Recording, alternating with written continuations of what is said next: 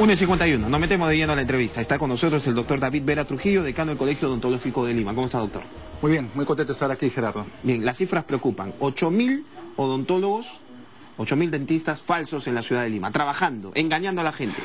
Cuéntenos, por favor, ¿de dónde han sacado esta cifra ustedes? Efectivamente, un estudio consensuado con muchos conos o puntos principales de Lima, en donde vamos averiguando a través de nuestros colegas denuncias que hay alrededor, vamos sumando y haciendo cifras geométricas, aritméticas y sale esta cantidad. Y ya te cuento, en Junín, por ejemplo, también han hecho un trabajo interesante y se habla de 900 a 1000 falsos dentistas o empíricos. En Lima, que es una cantidad que tiene enorme de población, estamos más o menos fluctuando entre 8000 o más falsos dentistas que están más o menos localizados. El problema es las sanciones y cómo llegar a ellos. No hay una sanción clara para justamente ahuyentar pues a estos malas personas, malos seres humanos que se burlan de otras y ponen en riesgo la salud. Yo quería justamente ir a ese tema. ¿A qué situaciones de riesgo se expone una persona cuando es atendida por un falso dentista? Sí, a muchas, pero antes de eso, Gerardo, hay que explicar que el problema es holístico, no es solamente ir a agarrarlo, sino prevención, como estas entrevistas que gracias a ustedes nos permiten enseñar a la población cómo identificar a un falso dentista, pero más allá de eso, el Código Penal, por ejemplo, en su artículo 363 de ejercicio legal de la profesión, lo tienen los jueces, pero no lo efectúan adecuadamente. No hay una sanción drástica, no hay prisión efectiva contra esta gente. ¿Qué dice la ley actualmente? El ejercicio legal de la profesión dice que aquel que ejerza con un título falso o que ejerza una profesión que no es la suya, hay entre 2 y 4 años de prisión efectiva de la libertad, ¿no? ¿Ustedes conocen de un caso de un falso dentista que haya sido sentenciado? Básicamente, te cuento, Gerardo, estamos en las denuncias penales con docenas de falsos dentistas empíricos y finalmente hacen recursos de amparo, la alargan y prácticamente muy pocos son los que llegan a tener prisión efectiva, casi ni uno, salvo que haya una lesión de salud importante. Entonces, el código anda mal, debe haber una propuesta legislativa, no solo de los dentistas, de los médicos, enfermeras, obstetras, en que nos unamos y de repente los colegios profesionales podamos tener algún tipo de función fiscalizadora para ayudar al poder público, al Ministerio Público. Sabes que no hay muchos fiscales que puedan apoyarnos en cada acción. Imagínate 8000 falsos dentistas, ¿cuántos fiscales, cuántas horas al día?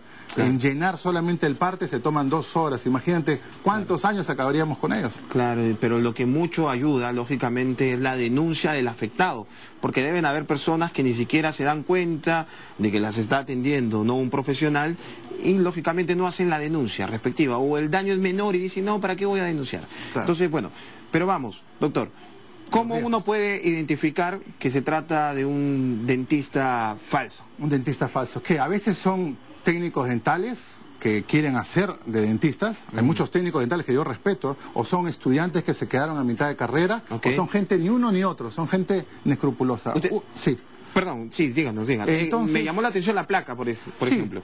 Básicamente un dentista primero le da un carnet de colegiado, porque un dentista debe estar colegiado y habilitado, un certificado, y finalmente esta placa que debe estar en algún lugar del consultorio dental. Las 3 cosas tienen algo en común: el código que tenemos todo, o el número de colegiatura que está acá abajo.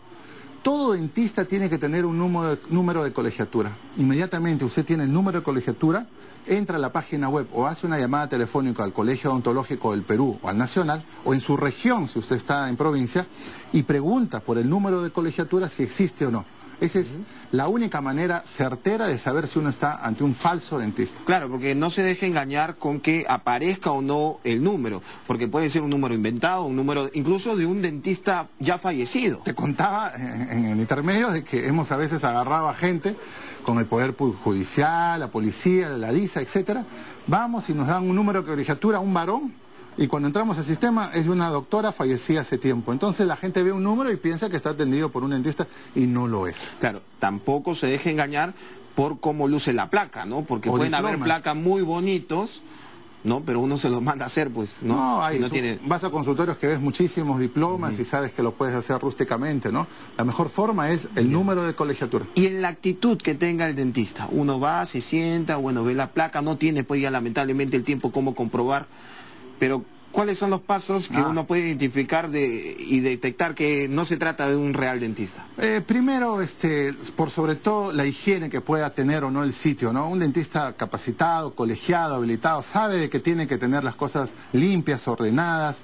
Sospeche si los precios son extremadamente baratos, ¿no? Por ejemplo, no puede haber curaciones dentales con resina por 5 soles, 10 soles, es imposible. Y así se ofrece. Imagínate, si solo los guantes, mascarilla, agujas, vasitos, que son cosas descartables, llega a un valor de 8 o 10 soles, el insumo, no hablo del honorario. ¿A qué nos estamos enfrentando? Posiblemente, atendiéndonos con un empírico, podemos llegar incluso a ser transmitidos de enfermedades como hepatitis B, ojo, Dios nos libre, un VIH. VIH-Sida. Pues puede pasar eso, entonces es muy importante alertar a la población en ese sentido. Se pone en riesgo, pero debe haber personas también que deben ser conscientes de eso, porque muchas veces ven lo barato y dicen ya, ¿no? De todas maneras me apunto aquí, ¿no? Pero no saben que pueden estar expuestas sobre todo a malos profesionales. Por eso, un lado está la justicia para trabajar en esto y otro lado está la educación a la población, para que no se deje sorprender. Y también decirles, hablar con el gobierno para que en esta ley universitaria haya un números clausus. ¿Qué es eso? El tema es el siguiente, que hay universidades que siguen generando la educación de odontología, y ya no saben, realmente no sabemos si ya somos demasiados o si el número o la relación población con dentista ya es suficiente y ya no caben más dentistas. ¿Pero cuál es su propuesta, doctor? ¿Que ya no se gradúen más dentistas? No, sí, que se sigan graduando, pero que haya un estudio técnico para saber cuántos dentistas nuevos más se necesitan a nivel del país, ¿no es cierto? Y de acuerdo a eso, las facultades de odontología den las vacantes, porque hay facultades que dan 200, 300 vacantes cada 6 meses. Claro que sí. Entonces son 600 dentistas en un año que cuando salen al mercado se ven en que no hay tanto mercado. ¿Y qué empiezan a hacer? De repente llegan a ofrecer o bajar la calidad de sus productos, etcétera, etcétera. Es un tema de fondo muy holístico, ¿no? Ya. Hay que manejar. ¿A qué riesgos se expone una persona que es atendida por un falso dentista? Una persona que es atendida a un falso dentista, por ejemplo... Aparte de las transmisiones, de los contagios de enfermedades, pero puede ocasionarle ¿qué tan grandes daños? Imagínate, somos agujas que colocamos para colocar una anestesia en la boca, no estamos hablando de colocarla en el brazo, la pierna. En la boca hay muchos nervios que pasan. Si no tenemos el conocimiento adecuado, podemos ocasionar una parestesia, que esta puede ser temporal o permanente. Podemos ocasionar daños neurológicos completamente... Neurológicos. O, ¿qué pasa si a un paciente le viene una lipotimia, un shock anafiláctico? El falso dentista sabrá qué hacer en los primeros 3 minutos, que es donde se debe actuar si no el paciente se muere. Eso estamos nosotros educados, por citarte ejemplos, ¿no? Bien, muchas gracias, doctor. ¿Usted quería bueno, sí, anunciar a todo mi gremio pues que mañana estamos en elecciones y quien habla está candidateando a decano nacional para poder llevar todas estas propuestas a nivel nacional, y en nuestra ciudad de Lima el doctor César Gallardo también quiere poner mucho trabajo contra estos falsos dentistas. Muchas gracias. Bien, muchas gracias entonces al doctor David Vera, él es decano del Colegio Odontológico de Lima, quien ha compartido entonces esta denuncia bastante alarmante, ¿verdad? Porque pone en riesgo y bastante la salud de los peruanos. Son las 1:59 de la tarde, actualizamos titulares y volvemos con mucho más aquí en la Central de Informaciones de RPP.